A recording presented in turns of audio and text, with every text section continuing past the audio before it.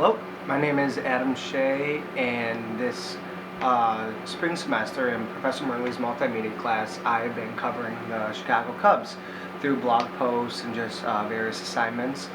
What I'm going to talk about now is this upcoming season, which is now a few games underway. For starters, I would like to think that the Cubs offense is going to be as productive as they were last year, and I believe that they will be. What I'm predicting is that so far what I've seen, Rizzo and Bryant, they're still going to be the studs that they are and will finish near top tier MVP race. I'm not expecting Ben Zobrist to repeat his success last year because of age. However, I don't think that'll affect us as much because of our rising stars. And Wilson Contreras is showing that he can hit the ball. Albert Almora is killing it as well. Javier Baez, even if he just produced what he did last year, that'd be great.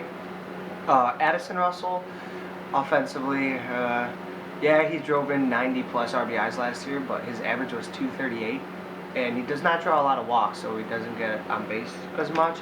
And I think for the Cubs to be successful this year, it's going to be if Russell can raise his average and get on base more. Not necessarily hit more home runs, because I think he had 24 last year, which is fine by us, or us Cubs fans. And also the other key is Kyle Schwarber. Guy is a phenom, and yes, he's not the best fielder, but his bat is something you need to put in the lineup every day. I mean, the guy hits for power, hits line drives, and he's not the best on defense, but I guess he'll get the job done. Offensively, our biggest question is going to be Jason Hayward again. Last year, as us Cubs fans know, he was atrocious. He was so bad. And so far this year, I mean, it's only been 6 games, and he hasn't started all of them, which in those games, I know he had a triple the other day. He's had a couple RBIs, but still, with his huge contract, it's hard not to play him, because like you're giving him all this money, and nobody else is going to want to pick up the contract. So basically, the Cubs are going to play him more often than not, John Jay or Albert Almora Jr., just because of the contract. And plus, he's great defensively, and on defense, we're fundamentally sound as anyone in the league. Infield is flawless, or not flawless, but I mean, you get what I mean. They're going to get the job done. And then, obviously, the excitement of Javier Baez is off the charts. Schwarber in left field, we all got to have that one weak position. So that's going to be ours defensively. Moving on to the pitching staff, there are 2 big questions that I see. One is who our 5th starter is going to be, because right now it was this guy named Brett Anderson. Do you guys know him? Because I don't. I mean, as us Cubs fans, we just got to ride it out and believe that Madden knows something we don't, which he's proven many times before.